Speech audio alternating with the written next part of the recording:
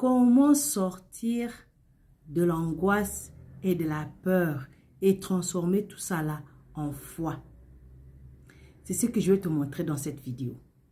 Frères et sœurs, il y a 90% des personnes qui regardent mes vidéos qui ne sont pas encore abonnées. Si c'est ton cas, abonne-toi, aime comment tu partages pour bénir d'autres. C'est très très important. C'est notre rôle en tant qu'enfant de Dieu. Alors, qu'est-ce que je veux qu'on en parle dans cette vidéo? Je veux qu'on parle dans cette vidéo de cette situation que tu connais quand tu es là et puis un problème tombe dans tes mains. Tu ne sais pas quoi faire avec le problème. Tu ne sais pas comment résoudre cette situation. Tu ne sais pas où aller. Tu ne sais pas à qui parler. Tu ne sais pas comment faire face à ce problème-là qui est tombé dans tes mains.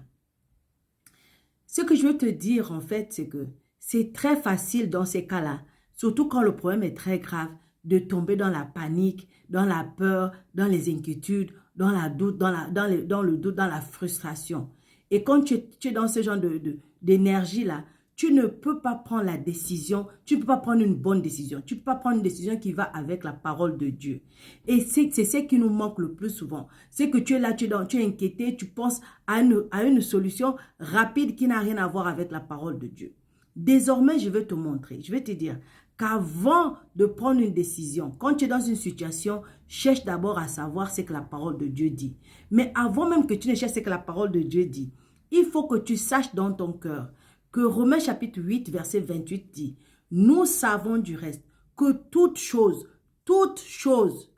bonne ou mauvaise, toute chose, cette situation qui est dans tes mains que tu ne sais pas quoi en faire là, toute chose, ce qui te dépasse, ce qui te tracasse, ce qui te traumatise, toute chose, ce qui te rend heureux, tout ce qui te rend joyeux, toute chose concourt au bien de ceux qui aiment Dieu, de ceux qui sont appelés selon son dessein. Aussi, tu dois savoir que Dieu, ton Père, est fidèle. Et parce qu'il est fidèle, il a promis de ne jamais te laisser et de ne jamais t'abandonner. Donc, tu sais que, toute chose concourt à ton bien, c'est que la situation là va bien se passer, ce serait bien pour toi.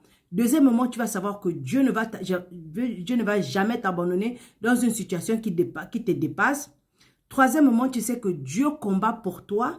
Dieu va au-devant de toi. Donc, même si ton ennemi est fort, même si ton ennemi est plus puissant que toi, même si les gens qui sont en face de toi connaissent mieux que toi, sache que Dieu va toujours te sortir de là vainqueur. Parce que c'est Dieu qui combat pour toi. Et Dieu, ce n'est pas n'importe qui. C'est le Dieu qui a créé le ciel et la terre. C'est le Dieu tout-puissant. Donc, quand il combat pour toi, tu es sûr d'avoir la victoire. Donc, tu dois mettre dans ton cœur que tu n'es pas n'importe qui. Tu es l'enfant du Dieu tout-puissant. Ton papa t'aime.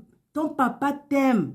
Il t'aime plus, il te voit comme la prunelle de ses yeux. Et parce qu'il t'aime tellement qu'il ne pourra jamais te laisser dans une situation. Donc, quand la situation arrive, arrête de rentrer en panique. Arrête de te traumatiser. Remercie Dieu pour la situation et laisse-le te conduire vers la victoire que tu vas avoir sûrement dans cette situation. Donc, je veux que tu cours avec ce verset. 1 Jean chapitre 5, verset 4 qui dit, « Puisque tout ce qui est né de Dieu remporte la victoire contre le monde. » Tu as déjà la victoire. Et la victoire qui a triomphé du monde, c'est votre foi. Donc toi, tu restes dans la foi, tu restes dans la certitude de la connaissance de ton papa, de la connaissance de sa parole, et tu restes en paix parce que la victoire va te sortir de là. Et tu vas glorifier Dieu. Alors, reste ferme dans la foi. Shalom.